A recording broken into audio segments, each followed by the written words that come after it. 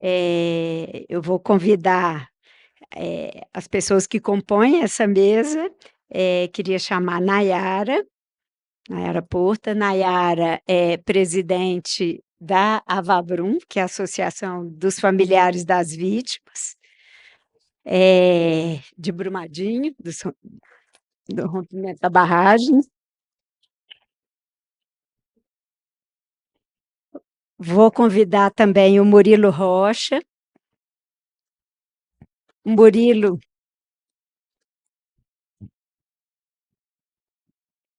Murilo é diretor de jornalismo do Grupo Bandeirantes, em Minas Gerais. Foi editor executivo do jornal O Tempo. Eita, perdi aqui, desculpa, Murilo. Murilo escreveu o livro Brumadinho, a engenharia de um crime. E vou convidar a Morgana Mafra. Morgana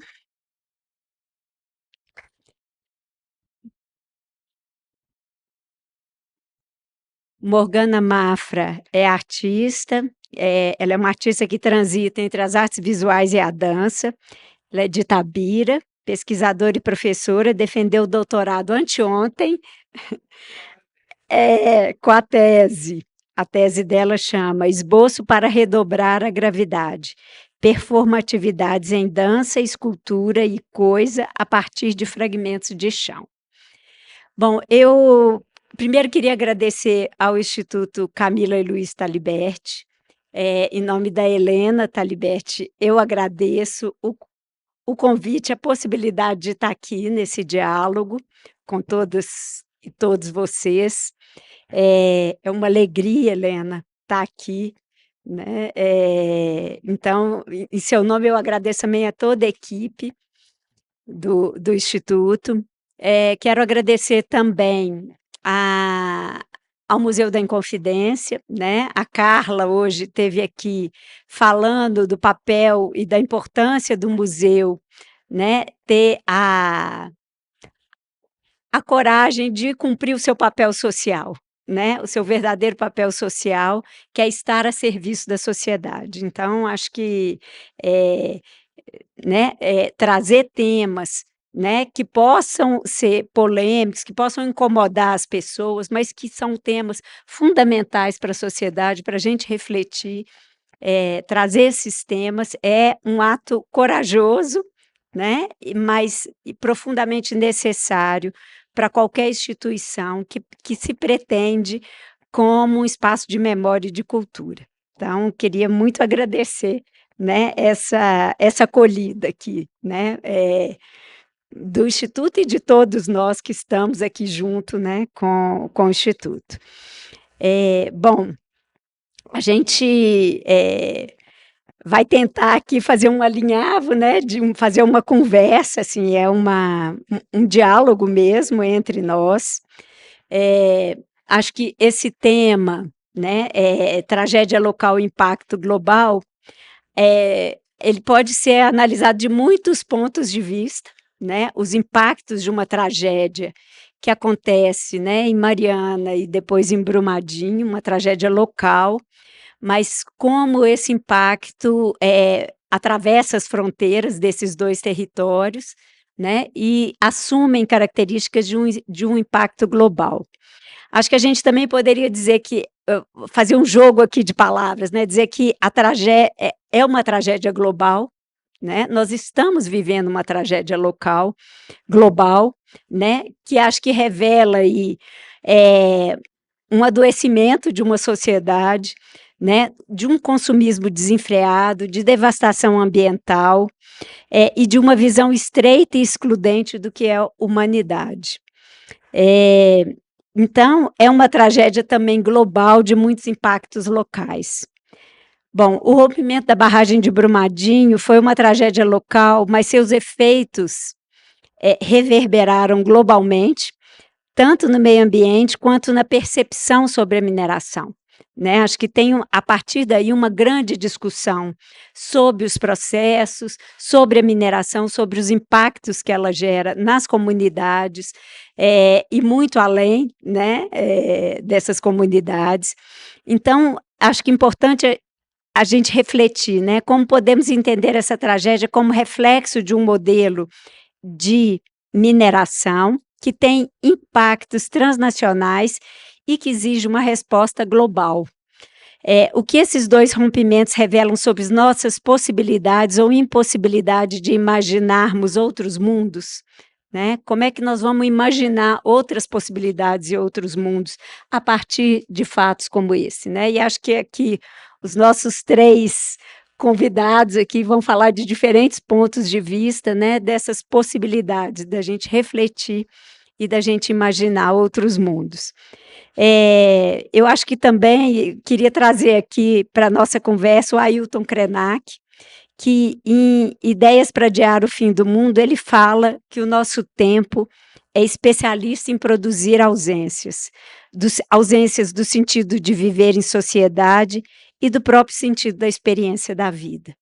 Então acho que isso cabe uma profunda reflexão, né, e cabe um diálogo que vamos experimentar fazer aqui, conjuntamente. Então, obrigado, vou passar a palavra para o Murilo, e agradecendo desde já, viu, Murilo, a sua presença.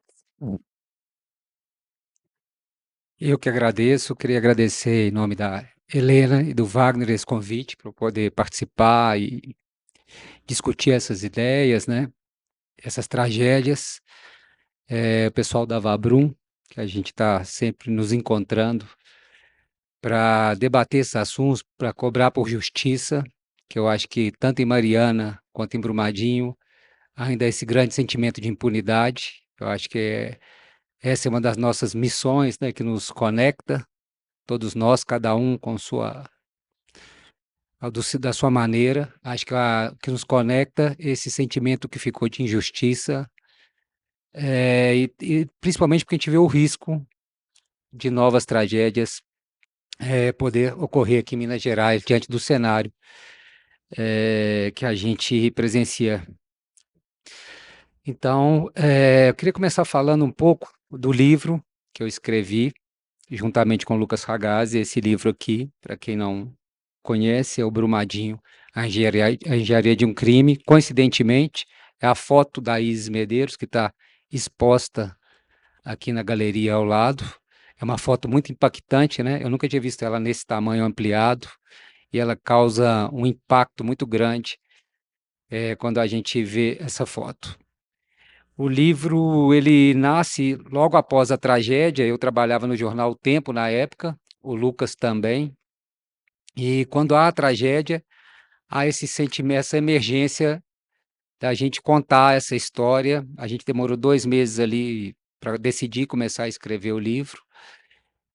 Só que a nossa ideia, a nossa prerrogativa, a gente queria tentar explicar o que aconteceu, justamente para mostrar que não é um acidente, não é um acaso, não é uma fatalidade.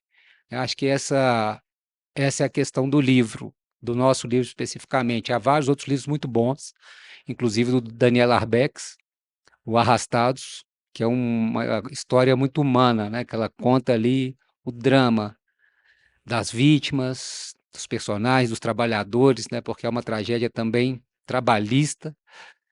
Se você pensar que dos 272 pessoas ali, a grande maioria eram trabalhadores. Então a ideia do nosso livro, quando a gente pensou, claro que a gente queria também contar o drama das vítimas e das famílias das vítimas, isso também está no livro, mas a gente focou muito na questão das causas, né? O porquê aquela barragem rompeu. Foi acaso, foi um azar, foi um acidente, e a gente, em razão do nosso ofício, tanto eu e o Lucas somos jornalistas, a gente tinha um convívio próximo, né, das delegados da Polícia Federal e Ministério Público Estadual, enfim, das pessoas que estavam investigando, e à medida que a gente foi tomando conhecimento para onde estava caminhando aquela investigação, a gente decide fazer o livro, porque o que a gente conta no livro, a partir dessa investigação, é que é uma série de fatos, de negligências, de omissões, de erros que foram em cadeia e que infelizmente culminaram no rompimento da barragem em 25 de janeiro de 2019. Para contar isso, a gente rememora também o que aconteceu em Mariana, porque são tragédias muito próximas, né? Mariana é 5 de novembro de 2015 e Brumadinho, 25 de janeiro de 2019, ou seja, 3 anos, 2 meses e 10 dias. 20 dias? 10 dias, 20 dias. É muito próximo para se acontecer duas tragédias dessas. Eu lembro quando eu estava na redação do Tempo, quando ocorre Mariana, vocês vão me corrigindo aí quem lê, mas eu acho que era uma quinta-feira, no fim do dia, a gente estava na redação assim, quando alguém falou, rompeu uma barragem em Mariana. A gente não tinha ideia, apesar de nascer, eu sou nascido aqui em Minas Gerais, sou de BH, meu avô paterno trabalhou como copeiro na Casa Grande da Anglo Gold, né, da Morro Velho. Hoje a Anglo Gold administra Morro Velho, ou seja, eu tenho uma ligação com a mineração, mas quando fala romper uma barragem numa redação de jornal, isso em 2015, ninguém tinha ideia do que era aquilo, uma ruptura de uma barragem. Eu lembro que a Globo botou uns helicópteros assim, foram as primeiras imagens, e todo mundo ficou muito assustado com o tamanho que era aquilo. Eu lembro do sentimento, a gente estava, num primeiro momento, rompeu uma barragem, a gente pensou mandar um repórter, quando a gente teve a dimensão do tamanho que era aquilo, a gente deslocou uma equipe grande para lá, para poder dar conta, e essa equipe ficou lá, sei lá, um mês, não dá, nem me recordo mais, mas foi para dar conta daquela grande tragédia. E logo depois, né, pensar no espaço de tempo, é muito pouco, 3 anos, acontece Brumadinho. É inadmissível, não que a gente tenha um sentimento punitivista, não é isso, né, mas eu acho que é realmente a responsabilização, né, das pessoas, porque nós em Mariana, era Samarco, que é controlada pela Vale e pela BHP, que é uma empresa anglo-australiana. Vem Brumadinho, a Vale está lá de novo. Vários personagens da Vale de 2015, no conselho, na gestão, estão repetidamente na tragédia de Brumadinho. De Mariana se repetem em Brumadinho as mesmas pessoas. E o Fábio Schwartzman, que era o presidente da Vale, que ganhou, né, que teve a ação penal trancada pelo Tribunal Regional Federal da 6ª Região aqui de Minas Gerais, um absurdo, na minha opinião. Na minha opinião, ou seja, ele se livrou do processo. Quando ele assume a Vale, nesse espaço entre a tragédia de Mariana e a tragédia de Brumadinho, quando o Fábio Schwartzman assume, o lema que ele impõe dentro da Vale é Mariana nunca mais. Esse é o lema, eles desenvolveram um sistema, uma série de normativas, e o título era Mariana nunca mais. E isso só ficou no discurso, né? Infelizmente, só ficou no discurso, porque o que está comprovado, né, comprovado em troca de e-mails, mensagens, vídeos, enfim, há uma série de documentações da conduta omissa, negligente de várias pessoas em diferentes níveis da Vale. Só para vocês terem uma ideia, em outubro, novembro de 2017, ou seja, mais de um ano antes da barragem romper, houve um evento em Belo Horizonte, onde um evento, era de certa forma rotineiro esse evento, dentro da Vale, justamente para fazer avaliação de risco das barragens e simular questões, e apresentava-se resultados, e tinham várias empresas terceirizadas participando desse evento, e, logicamente, os engenheiros da Vale responsáveis por várias minas. E uma dessas apresentações foi feita pela geóloga Maria Regina Moretti. Ela fez uma apresentação justamente sobre a barragem 1 da mina Córrego do Feijão. Isso em outubro, novembro de 2017. Ela fez essa apresentação no hotel em Belo Horizonte. documentada, registrada. Ela até no depoimento dela, que ela prestou, tanto à polícia quanto nas CPIs que foram realizadas, ela detalhou, ela esmiuçou o que ocorreu nesse evento, mas nesse evento ela descreve o cenário da barragem 1 da mina Córrego do Feijão. Há um parâmetro lá que eles chamavam de fator de segurança, que a barragem tinha que apresentar uma pontuação mínima para ser considerada uma barragem segura. Nessa apresentação da Maria Regina Moretti, em 2017, ela fala que a barragem 1 da mina Córrego do Feijão não tem o fator de segurança mínimo. Ela demonstra, por A mais B, que não há segurança na barragem, e ela até e o estudo que ela faz é sobre um provável cenário de liquefação, que é o que foi que ocorreu, que a gente viu aquela cena impressionante que passou no filme aqui, né, que é a liquefação é justamente material sólido se transformar em líquido, né, aquele rio de rejeitos. Ela faz esse estudo baseado, ela fez uma pesquisa em campo, né, retirou material e tal, e mostrou que a barragem não apresentava condições de segurança. Aí a gente pode achar que é uma coisa meio normal e tal, mas já tinha ocorrido Mariana. E a barragem 1 do Córrego do Feijão, ela tem uma peculiaridade, né? Ela estava localizada, a barragem estava aqui, e 1 quilômetro a jusante, 1 quilômetro abaixo da barragem, estava toda a estrutura de escritórios, restaurantes, oficinas, enfim, toda a estrutura da Vale estava 1 quilômetro abaixo dessa barragem. Ou seja, ela sabia em 2017 que a barragem tinha um fator de segurança que é algo acordado mundialmente, é considerado mundialmente esse fator de segurança, e ela apresentava um fator de segurança abaixo do permitido. E isso com toda uma estrutura a 1 quilômetro só de distância, né, com mais de 300 pessoas trabalhando diariamente nessas estruturas, além de comunidades, além de uma pousada, tudo isso mapeado, já mapeado no que eles chamam de PAEBM, né, que é o Plano de Ação Emergencial para Barragem de Mineração. É obrigatório ter um desenho que mostra, se romper aquela barragem, o que vai atingir. E esse desenho já mostrava tudo aquilo que aconteceu. O desenho, o estudo de quem fez esse mapa foi muito bem feito, porque ele foi preciso. Se você comparar o mapa e comparar o que aconteceu, dá para colocar um em cima do outro, porque foi justamente a área atingida. Então, isso para mim é um agravante, né? Vocês ter a barragem com esse fator de segurança registrado, documentado no evento da empresa, com a presença de funcionários de diferentes hierarquias, consultores, você ter a estrutura abaixo, você saber desse risco e você não fazer nada. Quando eu falo não fazer nada, é porque depois desse evento, a Vale começa a desencadear, né, nos grupos internos, uma série de e-mails, troca de mensagens, tudo registrado à Polícia Federal. Ela quebrou o sigilo telemático das pessoas envolvidas, então esses e-mails estão todos transcritos no inquérito, que depois virou denúncia do Ministério Público Federal.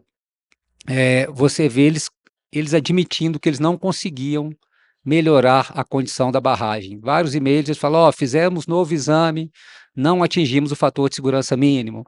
Isso, vamos fazer uma nova tentativa, tal.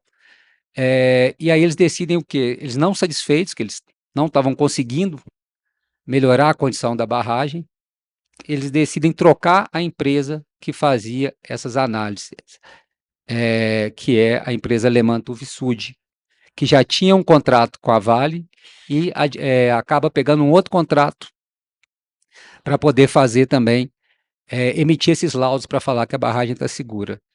Eu não sei qual vai ser o desfecho desse julgamento, haja visto Mariana, que a gente viu o que aconteceu recentemente, essa decisão, né? Já havia sido um absurdo a desqualificação do crime de homicídio lá atrás, e agora mais uma decisão da juíza de Ponte Nova, determinando a absolvição de todos os envolvidos. Mas, no caso de Brumadinho, já há um crime certo, que não pode ser desconsiderado, e está registrado, né? Quando eu falo, esse crime está registrado. Quando a Vale não consegue chegar nesse fator de segurança mínimo, essa empresa, a Tuvisud, ela simplesmente adultera o fator de segurança, que é algo acordado mundialmente, é um número, né, 1,3. Ela pega e fala que não é necessário ela cita um estudo de um norte-americano e fala que esse número do fator de segurança é muito rígido, que não precisa ter esse número, que se a barragem tiver um número inferior, ela também pode ser validada. Eles assinam esse documento de forma fraudulenta, e esse documento, e aí entra a parte do Estado brasileiro, esse documento é atestado eletronicamente pela Secretaria de Meio Ambiente do Estado de Minas Gerais e pela Agência Nacional de Mineração, né? Entre outras coisas, a Polícia Federal pediu indiciamento dessas pessoas por falsidade ideológica e uso de documento falso, justamente porque eles inventaram um número para poder passar, para a barragem poder ser atestada, né? Eles inventaram um estudo. Aqui no livro, inclusive, eles citam esse pesquisador norte-americano para eles poderem justificar o porquê que eles abaixaram a régua desse fator de segurança. E a gente procurou esse professor, Ben Letinsky, mandamos e-mail para ele, ele falou, olha, meu estudo não tem nada a ver com o que eles fizeram. Em momento algum, eles podiam ter usado meu estudo para justificar essa alteração que eles fizeram nesse fator de segurança. Então, é um crime comprovado, né? E há várias trocas de e-mail deles admitindo essa manobra e deles sendo pressionados pela Vale. Eles registram lá, falam, olha, a Vale está nos pressionando, nós vamos ter que dar um resultado, a barragem vai ter que passar, nós vamos ter que dar um jeito. Um contrato, na época, de R$ 2 milhões para esse serviço específico, e eles não queriam perder esse contrato, e está tudo registrado nos e-mails, eles vão trocando os funcionários da Tuvisud, falando, olha, nós vamos ter que dar um jeito para passar, senão nós vamos perder o contrato. A Vale está fazendo blackmail, que é chantagem e tal, parará, e eles acabam emitindo esse laudo com números forjados, com estudo careta, e a barragem, então, passa a ser validada, né? Mas, além disso, além da barragem não ter o fator de segurança mínimo, além deles saberem disso, além da estrutura da barragem, né, da estrutura da Vale, está 1 quilômetro apenas da barragem, de ter comunidade, de ter pousadas, além de tudo isso, em julho de 2018, a barragem apresenta um vazamento, no pé da barragem ela tem um vazamento, é estancado, não é um vazamento simples, ele demora a ser estancado, a Agência Nacional de Mineração é comunicada desse vazamento e nada é feito, né? A gente conversando com outras pessoas pessoas que do setor, no mínimo, a atividade tinha que ter sido parada, né? Lá atrás, no primeiro momento, quando detectou o fator de segurança abaixo, teria que ter tirado todo mundo daquela área que era prevista numa possível ruptura. Mas ainda eles tiveram um segundo momento, que é esse outro momento do vazamento, de um vazamento anterior, no sopé da barragem, um vazamento grave, que, se vocês verem em detalhes aquela imagem da barragem desmanchando, ela começa por baixo, justamente onde havia ocorrido esse vazamento em julho anterior. Então, houve muitos sinais, houve muitos documentos, houve muito embasamento para que a atividade fosse paralisada, ou que aquelas pessoas todas naquela área, que havia sido mapeada, fossem retiradas, indenizadas, mas o correto teria sido, né, principalmente os funcionários da Vale que estavam trabalhando ali, né, embaixo da barragem. Eles estavam, a estimativa do Corpo Bombeiro, que aquela lama que a gente vê, aqueles rejeitos, eles chegaram a ser quase 120 km por hora. Aquela lama atingiu a estrutura da Vale em segundos, ou seja, aquelas pessoas não podiam estar trabalhando ali, né, mas você imagina a Vale, ela pensou no dinheiro que ela ia perder, e ela bancou essa aposta, que infelizmente, eu não sei se ela perdeu, né, mas todos nós perdemos, todo mundo que está aqui perdeu. A Vale mesmo, eu não sei se ela perdeu. É tão engraçado, o engraçado não é trágico você olhar, porque, como ocorreu em Mariana, quando há tragédia, as ações da Vale caem no primeiro momento, mas logo depois ela se recupera e tem lucros recordes, recordes e recordes, né? Ou seja, então é difícil a gente falar que a Vale perdeu, né?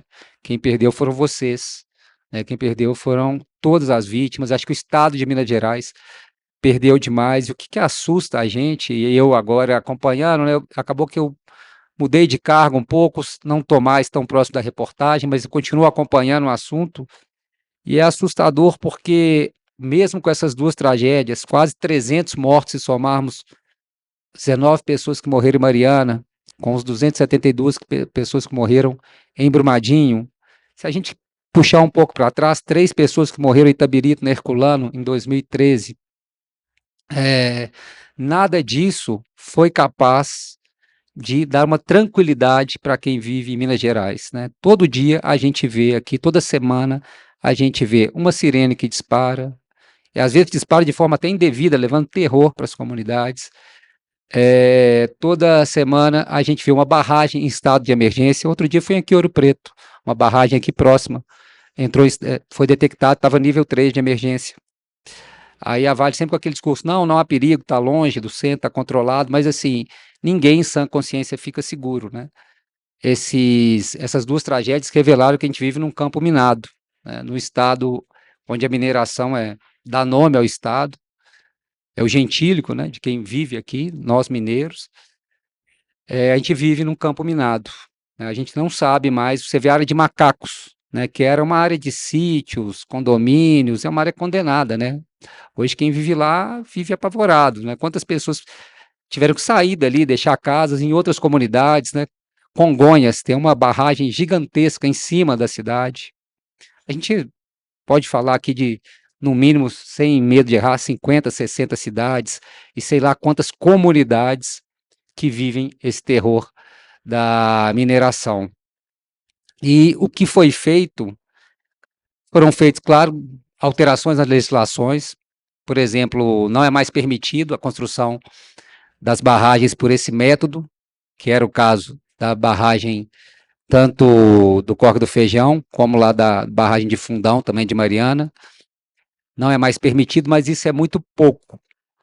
E eu estava vendo uma notícia semana passada ou retrasada que para o próximo ano o governo reduziu o orçamento, o governo Lula, governo federal, reduziu o orçamento para a Agência Nacional de Mineração, que já é completamente sucateada.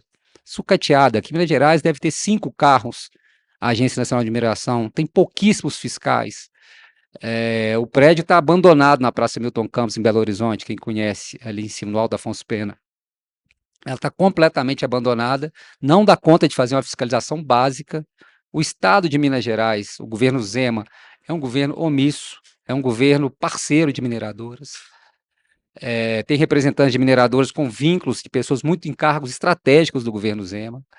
Ou seja, isso é assustador, né? Eu considero isso assustador, tanto o governo estadual quanto federal, e a gente esperava uma mudança, talvez, de postura do governo federal, com a entrada do governo Lula, havia uma expectativa de uma mudança, de um rigor maior, e infelizmente isso não está ocorrendo. O ministro é mineiro, né? O ministro Alexandre Silveira, o ministro de Minas e Energia, que é responsável pela área, né, da mineração. Mas a Agência Nacional de Mineração está sendo desinvestida, está tendo um desinvestimento em pessoal, em estrutura, em fiscalização. Isso assim, é uma coisa inconcebível, né? Para não me alongar mais e tentar, né, infelizmente é difícil ser otimista, né? Nesse cenário ainda tem a questão da justiça, né? A gente começou a falar disso, da justiça, que eu acho que, como eu disse, talvez seja o que nos une. Acho que nós estamos aqui por duas coisas, né, com nossos diferentes trabalhos. Um é pedir justiça, pedir punição. Não é, volto a falar, não é punitivismo, mas as pessoas têm que ser responsabilizadas pelas ações, né, que elas fizeram. A gente está aqui por isso e para não repetir Mariana, que esse descalabro de ninguém ter sido punido por nada, né? Todas as pessoas foram absolvidas, e que Brumadinho, que já se arrasta também, isso não se repita. O presidente da Vale, Fábio Schwartzman, já escapou, mas que isso não se repita. E eu acho que um outro sentimento que nos une também é a gente contar sempre essa história, né? Não a história que a Vale, que a Samarco, que a BHP eles nem querem contar essa história, eles querem pagar a indenização e esquecer essa história, né? Eles querem que a história seja apagada. Acho que o que cabe a nós, cada um da sua maneira, cada um no seu ofício, cabe a nós, pela memória das pessoas, registrar essa história para que ela possa ser sempre nunca esquecida e cobrada, né, também, enquanto não houver essa punição da justiça. Então, eu queria parabenizar as pessoas aqui, o pessoal do Quilombo, de Esteira, a Avabrum, pela batalha incansável, é impressionante, né? Eu conheço, sou mais próximo da Josi, mas conheço todas as meninas aí que estão nesse trabalho árduo. A Helena e o Wagner, que promove uma ação que consegue realmente, né, ecoar para fora, talvez, de Minas Gerais, isso é muito importante, levar para fora daqui essa questão. Então, acho que todos vocês estão de parabéns. Só uma coisa importante nesse caso de Mariana, por exemplo, essa ação na Inglaterra, ela é muito importante para dar visibilidade, inclusive. Há questionamento sobre qual que é o objetivo do escritório que representa. Enfim, claro, escritório de advocacia, eles querem projeção, querem dinheiro e tá tudo bem, vai lá. Então, pelo menos estão por uma boa causa. Mas acho que há uma importância nisso, é projetar esse caso realmente para fora do país, né? Assim, isso é fundamental, a gente voltar os olhos aqui, porque muito pouco foi feito. Eu acho que ninguém tem coragem, ninguém, no secretário de Meio Ambiente, o governador do estado, o presidente do país, tem coragem de falar que não vai ocorrer outra tragédia de mineração, né? Porque nada ou muito pouco foi feito para que isso ocorra, né? E quando você conversa com o pessoal da mineração, eu, né, sou diretor de jornalismo da Band hoje, é inevitável que eu tenha contato com essas pessoas. Eles sempre falam a mesma coisa. Não, mas você tem que separar as mineradoras, tal. Mas separar como? Se as tragédias envolveram simplesmente a terceira maior mineradora do mundo, que é a Vale, se você tem a Samarco, que era uma grande mineradora, e a BHP, que é uma das grandes mundiais também, ou seja, era só a prateleira de cima envolvida nessas duas grandes tragédias, né? Era assim, quando você pensa, e se você pensar que as maiores fizeram isso, as que têm menos investimento em segurança, então, né? Então, eu acho que isso é assustador. Eu queria pensar alguma forma de terminar essa fala de forma otimista, mas eu acho difícil. Acho que o otimismo aqui é de ver vocês unidos, batalhando, lutando e fazendo um trabalho super importante para que a história não seja apagada e para que a justiça, um dia, mesmo que tardia, porque a justiça tardia às vezes não é justiça, mas que ela seja feita de alguma forma. Obrigado.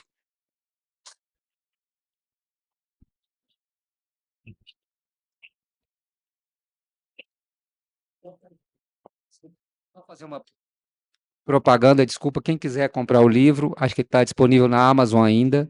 Infelizmente, a editora pequena de BH teve uma tiragem até boa, mas muita gente tem dificuldade de encontrar o livro. Se vocês não conseguirem, tiver interesse, pode me procurar nas redes sociais e mandar a mensagem que eu peço para a editora mandar para vocês, quem tiver interesse, tá bom? Obrigado. Murilo, muito obrigado pela sua fala, comovida aqui no final, importante. Acho que você traz, né, essa questão da memória e da necessidade da gente reverberar, né, seja por meio do livro, né, que você e que outras pessoas escreveram, seja por meio de uma exposição, de uma conversa como essa, de um memorial que é a grande vitória dos familiares das vítimas, né, um memorial em Brumadinho que vai ser inaugurado em janeiro agora de 2025, né, para que, né, essa memória e o trabalho da Vabrum, né, o incansável trabalho da Vabrum, então, acho que é isso, assim, né, se a gente, né, eu comecei a fala falando da gente imaginar outros mundos, talvez ele só seja possível a gente imaginar outros mundos dessa forma, né, a gente sabe que é trabalho de formiguinha, mas que é fundamental. Então, nesse sentido, eu queria passar a palavra para a Nayara, né, pensando, em todo esse trabalho, né, de reverberar, de não deixar esquecer, né, eh, e de permanecer na luta, né, de transformar o luto em luta. Então, Nayara, passo a palavra. Boa tarde a todos. Exatamente isso, o luto em luta. Eu sou Nayara, hoje estou como presidente da Avabrum, Associação dos Familiares das Vítimas e Atingidos do Rompimento da Barragem da Vale em Brumadinho. Nossa associação, ela nasceu do desespero. Não sabíamos, né, de nada, porque a Vale nunca nos avisou sobre nada a respeito dos nossos familiares. No dia 25 de 1 de 2019, eu perdi meu esposo, Everton Lopes Ferreira, de 32 anos. Também perdi meu cunhado, que era noivo da minha irmã. Ele tinha 30 anos, tinha acabado de fazer a festa dos sonhos dele. E perdi vários amigos, porque era a letra do meu marido. A Vale, né, faz uma repartição de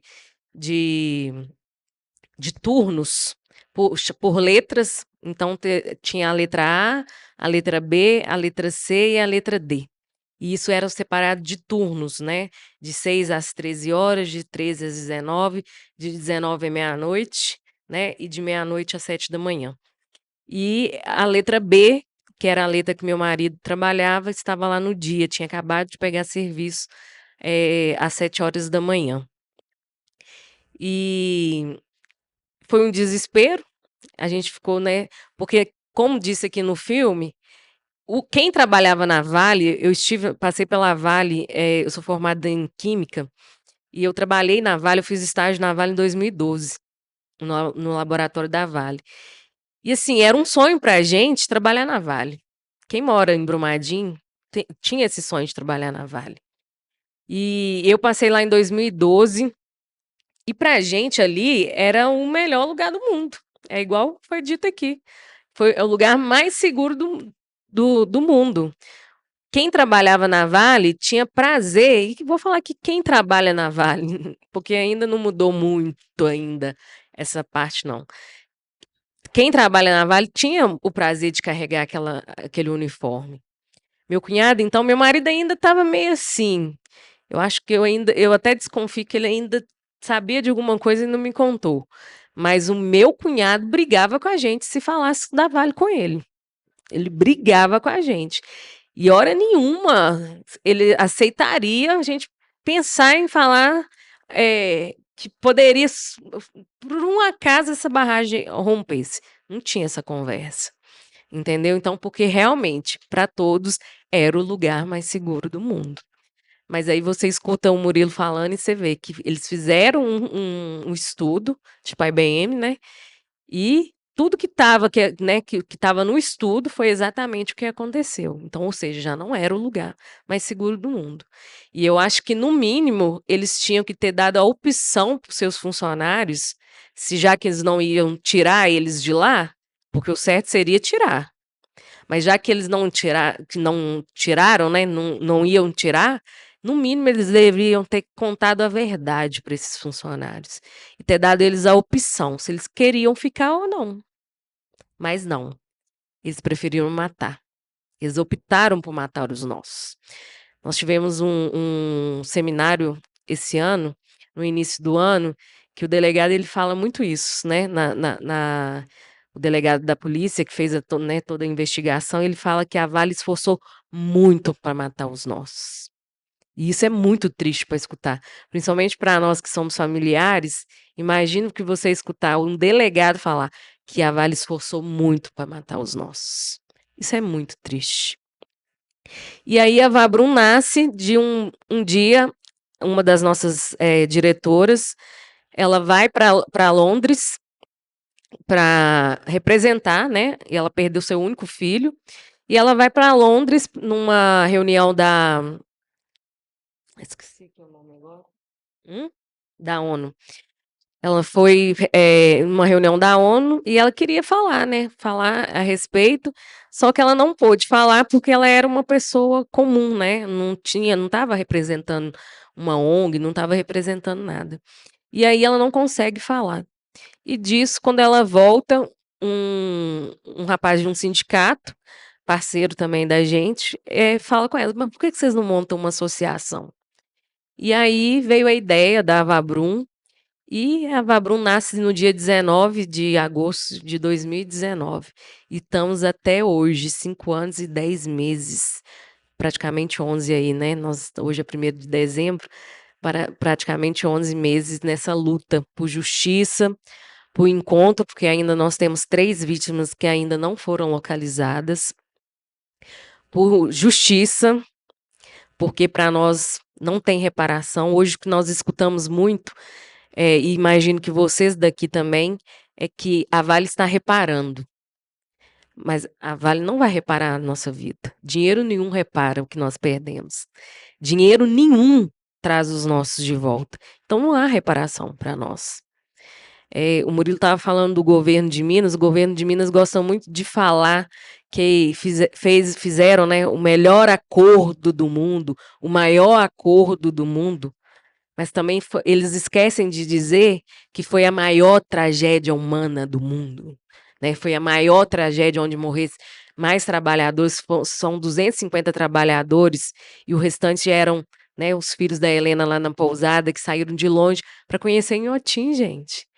Não, então, assim, eu costumo dizer que nós mineiros, que temos várias bombas relógios em cima da nossa cabeça, nós não precisamos de estar no local para sofrer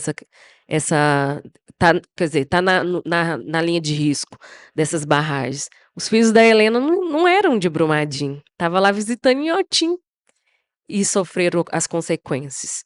Então, assim, hoje o que a Vabrum traz, nós também trazemos a bandeira da não repetição, porque nós não aceitamos que outros rompimentos acontecem, gente. Possível que o Brasil não vai aprender com o Brumadinho. Porque aconteceu em Mariana, e eu acho que nós nos calamos quando aconteceu em Mariana. Né? Aconteceu em Mariana e ficou naquela coisa. Todo mundo se calou, ninguém procurou muito saber, teve as notícias na época e depois acabou, porque o que não é visto não é lembrado. O brasileiro tem mente curta. E aí aconteceu o Brumadinho. Só que aí, quando acontece Brumadinho, nós estamos lá. Eles calaram os nossos, mas nós estamos lá para gritar por eles.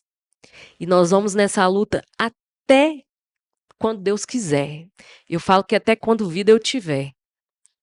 Porque nós não podemos permitir que isso aconteça novamente. De jeito nenhum, gente. Tem que ter mudanças nessas leis minerárias. Agora eles estão, né, partindo aí para... Eles gostam muito de falar do ECG, né? Que é a mineração sustentável. Sustentável? A mineração que prega, né, que tinha como a regra de ouro número 1, a vida em primeiro lugar, comer os seus funcionários. Porque foi isso que aconteceu, com todo respeito. Comer os seus funcionários. Então, como que vai pregar a vida em primeiro lugar e como que é ser sustentável? Não vai ser sustentável nunca. E não mudou não, gente.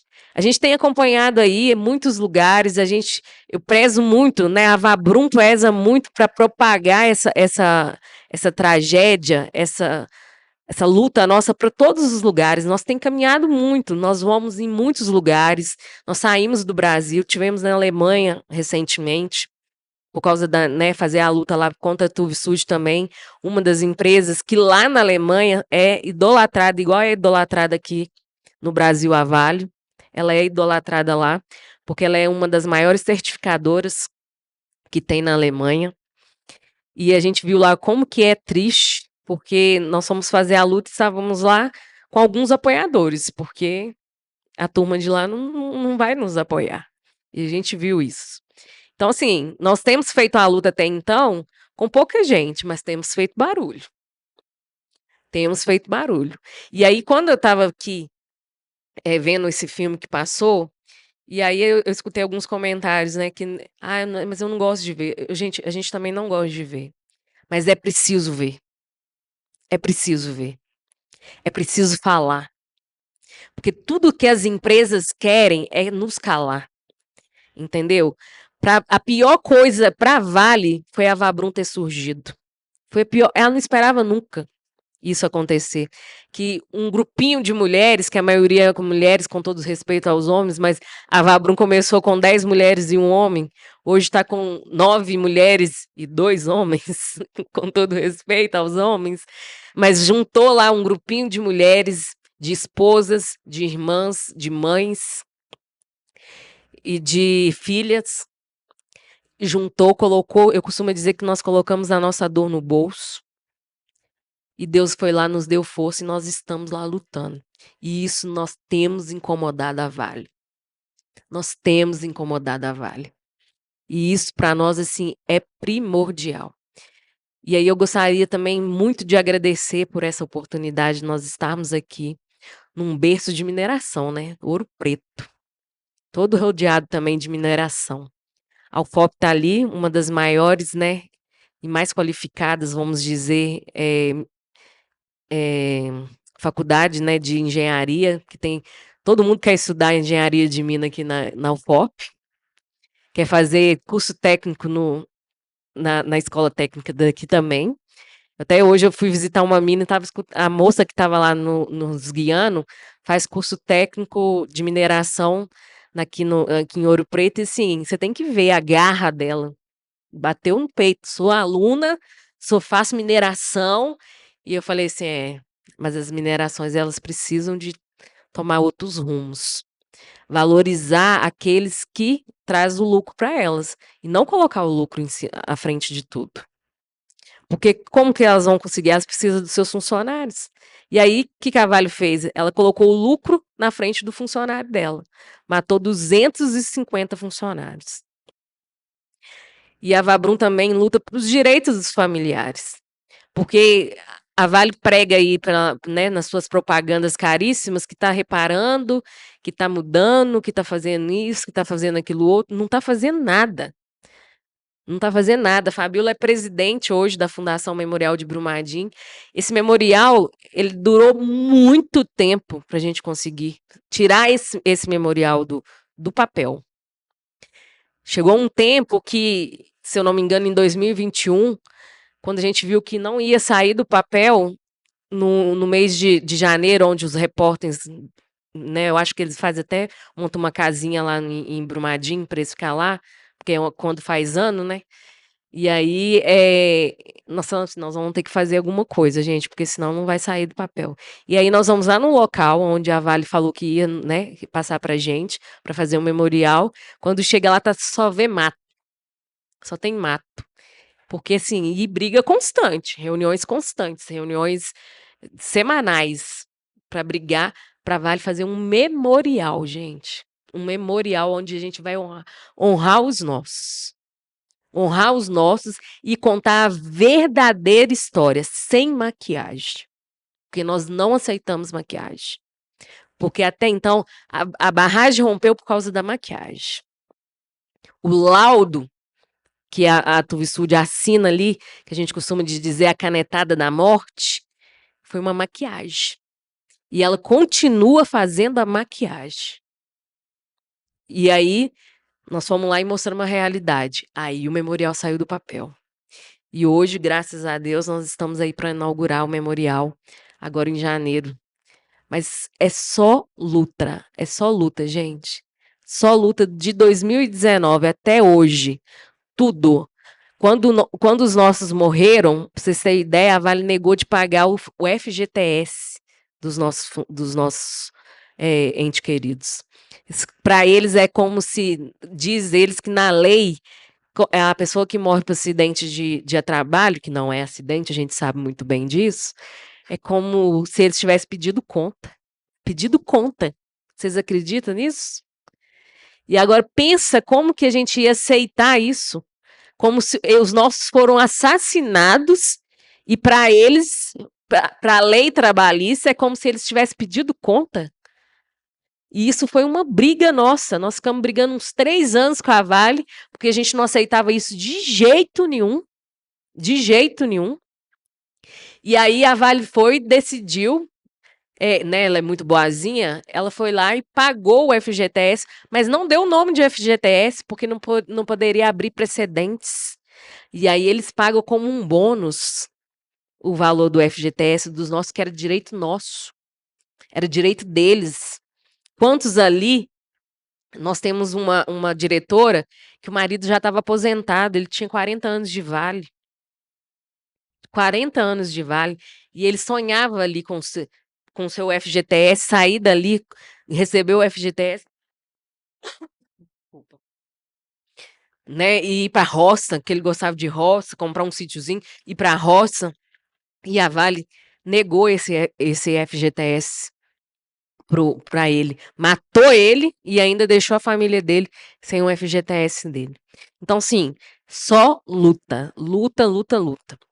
E aí eu agradeço muito. Isso é um pouquinho da nossa história, muito pouco, porque são, como eu disse, são 5 anos, tem muita coisa ainda que nós brigamos. E nós saímos e prezamos muito pela a propagação dessa história. Queria aqui agradecer a Carla, né, pela abertura do museu e falar com vocês que, assim, se tivermos mais oportunidades de estarmos vindo aqui contando a nossa história, vai ser muito importante, principalmente por termos aqui vários alunos, né, na UFOP, na escola de técnicos.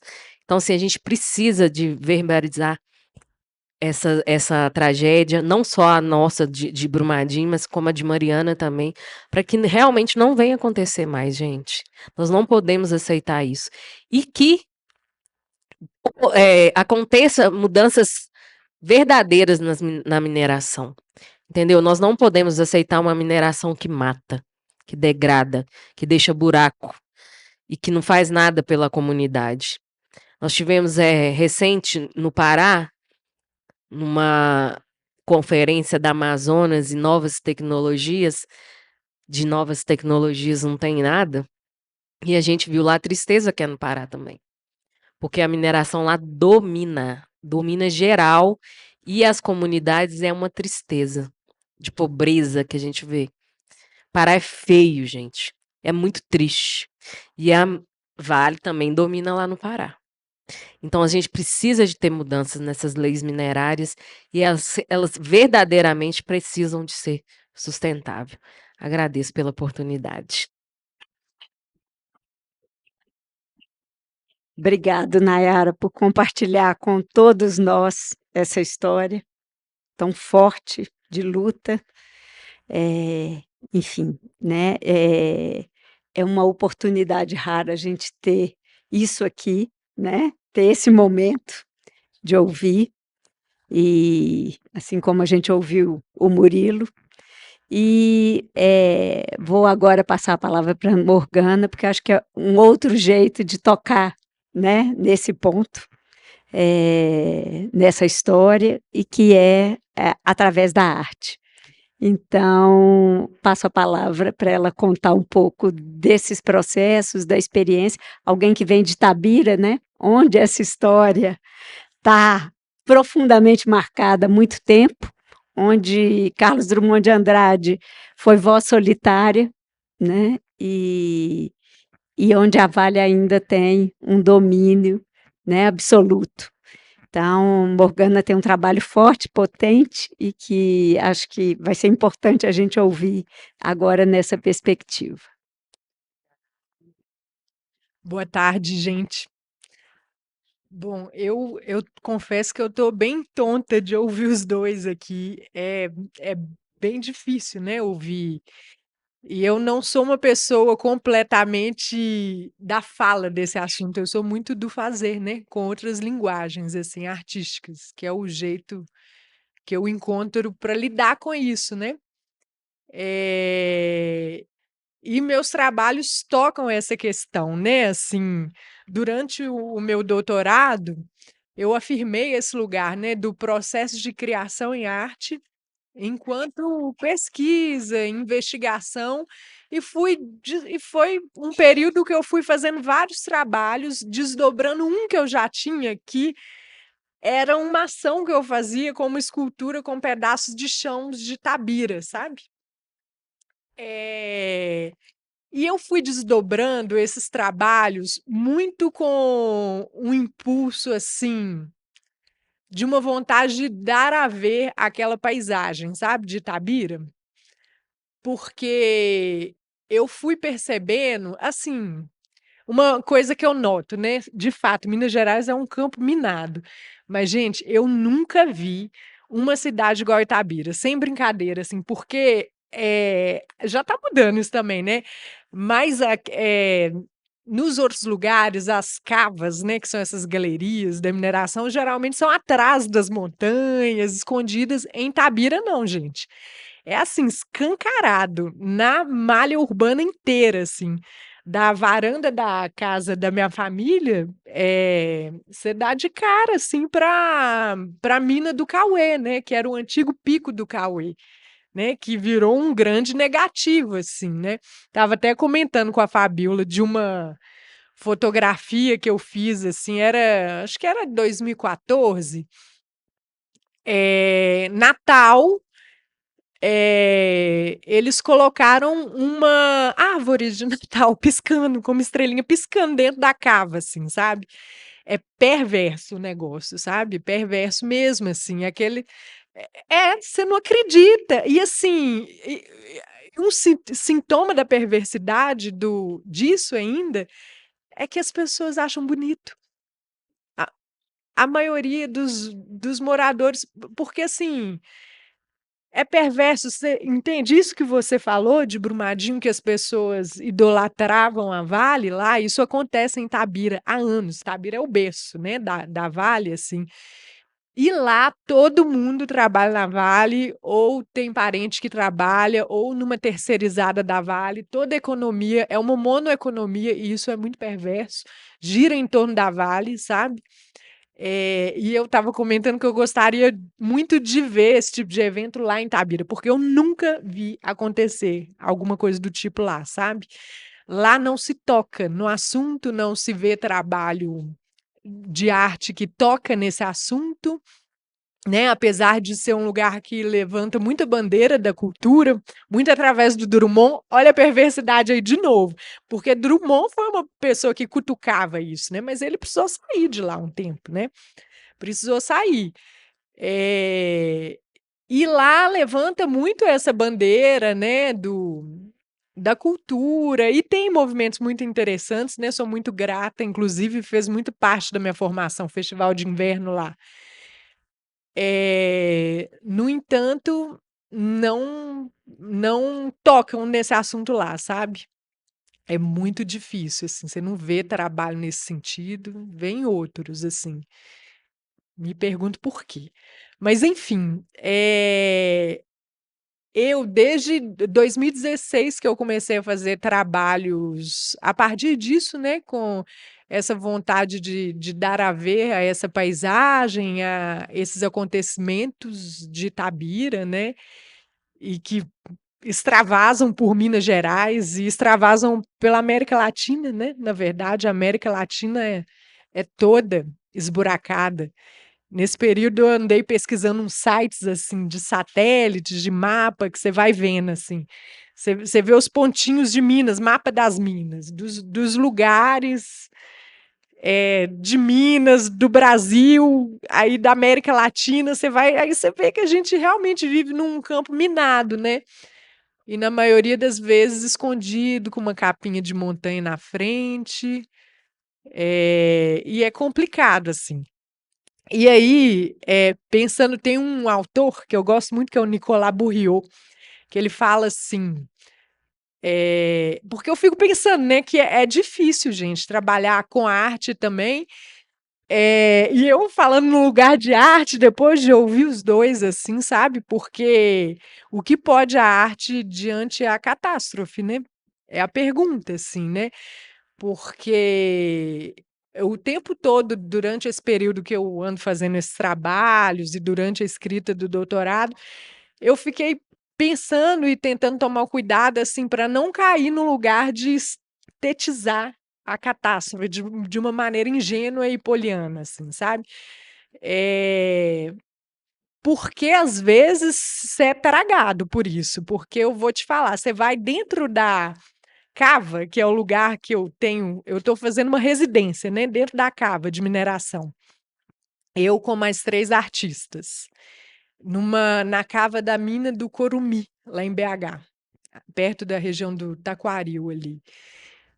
E aquilo é de uma força, porque parece que são as entranhas ali, né, as entranhas da terra.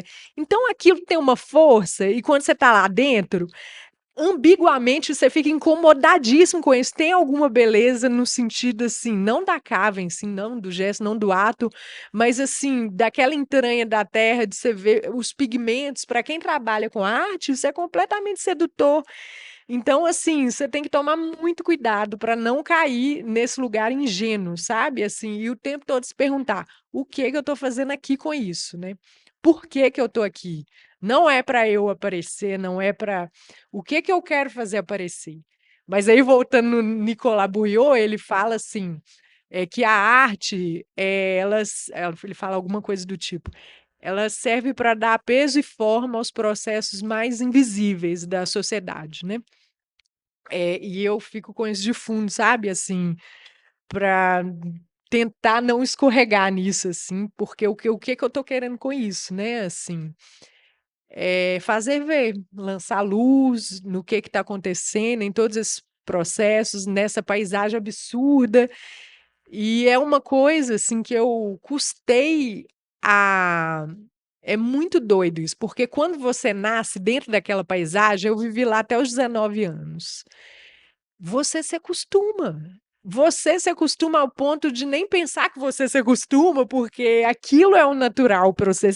Pensa no que é você estar dentro de uma paisagem com uma proporção desmedida, né? Porque as cavas lá são na malha urbana e gigantescas, assim. Então, essa proporção do humano, você perde a proporção do humano, que é do corpo humano, para aquela paisagem, né? E aí, você lá dentro daquilo, aquilo é naturalizado. Depois que eu saí de lá, sabe, que eu me mudei para Belo Horizonte, depois morei em outros lugares, mas depois que eu dei um respiro de lá e voltei numa ocasião de férias, essas coisas, que eu pude perceber a tamanha perversidade, assim, de onde eu estava dentro, sabe, mas eu precisei de distanciar, né. E aí, uma a situação de Tabira, tem parentesco, mas é diferente, né, da situação de Brumadinho e Mariana. E aí, o José Miguel Wisnik, ele tem um trecho aqui nesse livro, não sei se vocês conhecem, chama Maquinação do Mundo, Drummond e a Mineração, né. O Wisnik, ele, enfim, pesquisou, né, trabalhou, né, com o Drummond pesquisou o trabalho do Drummond por um bom tempo, e ele também foi a Itabira, sabe, assim. E nesse livro você vê que são resquícios dessa pesquisa dele com o poema do Drummond, que já escreveu sobre mineração, mas também da sensação de corpo dele dentro de Itabira. Isso que eu acho muito interessante nesse livro dele, sabe? Que ele descreve, assim, essa sensação do corpo dele dentro dessa paisagem, quando ele vai lá. Mas o trecho que eu gostaria de ler é que ele vai e fala um pouco comparando, assim, o que acontece em Itabira e o que aconteceu em Mariana, né. Vou ler, só um segundo. Ele fala assim: "Associar os acontecimentos de Itabira e de Mariana não significa equipará-los. Um é efeito do lento desenrolar de uma exploração que opera em surdina ao longo de décadas, de modo crônico, localizado e praticamente invisível na cena pública nacional. Outro eclode súbito e estrondoso, esparramado no espaço e reconhecido imediatamente como a maior hecatombe socioambiental do país, desmascarando a pulsão destrutiva da sanha extrativa e acumuladora. Embora diferentes, no entanto, o acontecimento catastrófico de Mariana, com tudo que tem de fragoroso e letal, pode ser visto como o raio que ilumina o que há de silencioso e invisível na catástrofe de Itabira. Ambos envolvem a mesma região, a mesma empresa e fazem parte da mesma história, que começa na altura de 1910, com a corrida de empresas inglesas, norte-americanas, alemãs e francesas ao quadrilátero ferrífero mineiro, com a instalação de Itabira Iron Company, que prossegue com um longo período de disputas travadas sobre as condições dessa exploração mineral até o final de 1930. Tomando impulso com a entrada do Brasil na Segunda Guerra Mundial, em 1942. Enfim, não vou continuar, mas assim, eu queria pegar esse trecho mesmo, né, que fala da natureza forjada, de como cada catástrofe foi forjada, né, e é forjada em cada lugar e como acontece, né. E é isso, né, Itabira é cheio de barragem também, assim, tem um filme, até de um amigo, companheiro que está na residência junto, que é do cinema, o Luiz Prete trabalhou nesse filme, que chama Rejeito, não sei se vocês já assistiram, que eles pegam algumas tomadas, assim, fazem algumas filmagens em Itabira, assim, e é uma coisa impressionante, assim, eles pegam uma tomada num bairro, olha de novo, a ironia e perversidade, um bairro que chama Bela Vista, que é assim, sem brincadeira, a barragem tá ali, ó, ali, no final, e o quintal dos moradores termina aqui, ó, a barragem do Pontal, sabe? Tem uma imagem muito forte, que é um morador, assim, olhando por cima do muro e a barragem do lado, assim. Assim, o pessoal faz caminhada sabe, no entorno, assim, e é uma grande mentira. Aí eu fui lá fotografar, né, durante esse processo, assim, as placas de rotas de fuga para um trabalho, e fui seguindo, né, justo nesse local lá no Bela Vista, assim. Gente, assim, não dá milésimos de segundos, assim, é uma grande farsa. Até aquelas placas de rotas de fuga lá é uma grande farsa. Não, aquilo dali se estoura, não dá milésimos de segundos, sabe? Assim. Enfim, mas assim, por que eu tô falando isso? Eu tô falando dessas experiências, assim, que foram a partir delas que eu vou fazendo, né, esses meus trabalhos, assim, né, da experiência do meu corpo mesmo, assim, naquele lugar, naquela paisagem, né, se pode chamar aquilo de paisagem, né, de paisagem, mas uma experiência fenomenológica mesmo, sensorial. Eu fui trazendo isso tudo, assim, para a escrita também dessa tese, assim, dos tremores, sabe, assim, eu lembro no filme, quando, né, ele fala das explosões, nossa, eu lembro demais disso, assim, eu estudando, assim, em sala de aula, sabe, tudo tremendo, era todo dia, assim, carteira tremendo, todo dia, explosões, né, e aí tudo treme, assim, carteira treme, eu tenho muito essa lembrança, né, sensorial, assim. E enfim, e é a partir de toda essa eu trabalho entre a dança e as artes plásticas, né, então eu sou muito ligada a essa questão tátil, sensorial, às artes plásticas, sobretudo com escultura, né. Estou muito nesse entre corpo e materialidades, corpo, espaço, paisagem, né, como que a matéria afeta o corpo, né, como que o chão que eu piso afeta o meu corpo, o meu movimento, né. E foi por aí que foram indo esses trabalhos, né, que chão é esse, né, como mover e compor a partir dos fragmentos do meu chão de origem, né, que é esse chão explodido, fragmentado, revirado, dissipado pelo mundo, né. Na dança, né, e nos estudos do movimento, o chão é um negócio muito importante, sabe, muito importante, porque é a partir do chão que a gente consegue mover, né, a partir dessa relação gravidade, chão e tônus, assim. E aí, o que acontece quando esse chão é desse jeito, né? Como mover a partir desse chão, né? E como compor com isso? Não é fácil, assim. Eu lembro no início, quando a gente começou a residência dentro da cava,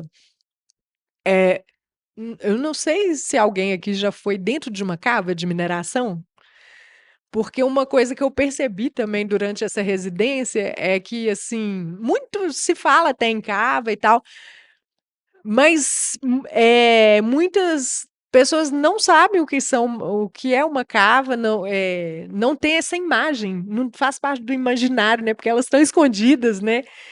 E aí, quando a gente vai lá para dentro da cava, você se sente nada, assim, é uma formiguinha, assim, uma formiguinha, num nada destampado de uma força danada, e você fica paralisado. Então, assim, dançar com isso é um negócio muito difícil, mover com isso precisou de um tempo, sabe, assim, porque e a gente viveu isso, né, acolheu isso enquanto processo artístico de vida, né, mais de vida, artístico, fenomenológico, de tudo, né, assim, que é essa paralisia, assim, sabe. Esse lugar te oprime, a gravidade é enorme aqui, é difícil mover com isso, e foi todo um processo para começar a mover. E mover coisas com isso, e a gente tem tentado, né, a residência ela tá com tô chamando de um apêndice da residência, no centro de referência da dança de Belo Horizonte, na parte da vitrine, e foi um local escolhido a dedo pelo fato de ser uma vitrine, sabe. Justamente para vitrine é um lugar de exposição, né, de dar a ver, assim, de uma exposição imediata, com uma relação muito direta com a rua, né, e com os passantes. E aí, me pareceu, assim, que veio a calhar, né, dar a ver esse lugar numa vitrine, né. Então é isso, lá estão os fragmentos de processo, ações que a gente faz dentro da cava, né, e por ser um local ermo, eh são filmados, né, ou vídeo performances, né, ações filmadas, né, videodança e a gente leva para essa vitrine também como materialidades, eh, discussões, a gente tem conversado muito com o pessoal do Quilombo Manzo, que está nas redondezas dessa cava que a gente tem frequentado lá, né. E é isso, gente. Tem um site, se alguém quiser acompanhar, né, chama residiracava.com.br e tem a página no Instagram também, que é Residiracava. É. Obrigada, gente.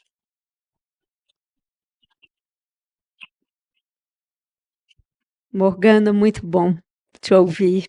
Obrigado, por esse relato, por trocar essa experiência nesse lugar, né, trazer aqui de um outro lugar e dar colocar na vitrine, né, dar luz a tudo isso. Acho que o que a gente discutiu aqui, né, foi sobre tragédias locais, impactos globais, né, assim, e como dar luz, colocar na vitrine, reverberar, né, como a gente precisa juntos fazer esse trabalho, né, a necessidade, né, de fazer exposições como essa, mais uma vez, Carla, né, imprescindível o trabalho que vocês fazem aqui.